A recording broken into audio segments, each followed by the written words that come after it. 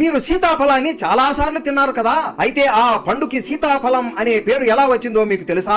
వనవాస సమయంలో ఒక రోజు రాముల వారికి విపరీతమైన ఆకలి వేస్తుంది. సీతాదేవి ఇంట్లో ఎంత వెతికినా తినడానికి ఏమీ ఉండదు. సీతారాముడు ఇద్దరు తినడానికి ఏమైనా దొరుకుతుందేమోనని వెతుకుతూ అడవిలో తిరుగుతూ ఉంటారు. కానీ వాళ్ళకి ఏమీ కనబడదు. సీతాదేవి బాధపడుతూ అటు ఇటు దృష్టి పెట్టగా ఒక విచిత్రమైన చెట్టు కనబడుతుంది. ఆ చెట్టుకి విచిత్రమైన పళ్ళు ఉంటాయి. పండుని కోసి మొదటిగా సీతాదేవి కొంచెం తిని, స్వామి ఇది చాలా బాగుంది, చాలా తీయగా ఉంది అని రాముడికి ఇస్తుంది. రాములు వారు ఆ పండుని తిని, ఆహా ఓహో ఏమి రుచి, సీత ఈ పండుని కొంచెం తినగానే నా ఆకలి మొత్తం తీరిపోయింది. సీత ఈ పండుతో అయితే నువ్వు నా ఆకలి తీర్చావు. ఇక నుండి ఈ ఫలాన్ని సీతాఫలం అని అంటారు అని రాముడు చెబుతాడు. వాళ్ళ చేతులతోనే ఎన్నో సీతాఫలాల చెట్లని రాముడు సీత ఇంటి దగ్గర నాటుకున్నారు. 14 ఏళ్ల వనవాసంలో ప్రతి రోజు ఈ సీతాఫలాన్ని తినేవారు. ఎంతమందికి ఈ విషయం తెలుసు? సీతారాముడు తిన్న ఈ సీతాఫలాన్ని మీరు ఎప్పుడైనా తిన్నారా? కామెంట్ చేసి సబ్స్క్రైబ్ చేయండి.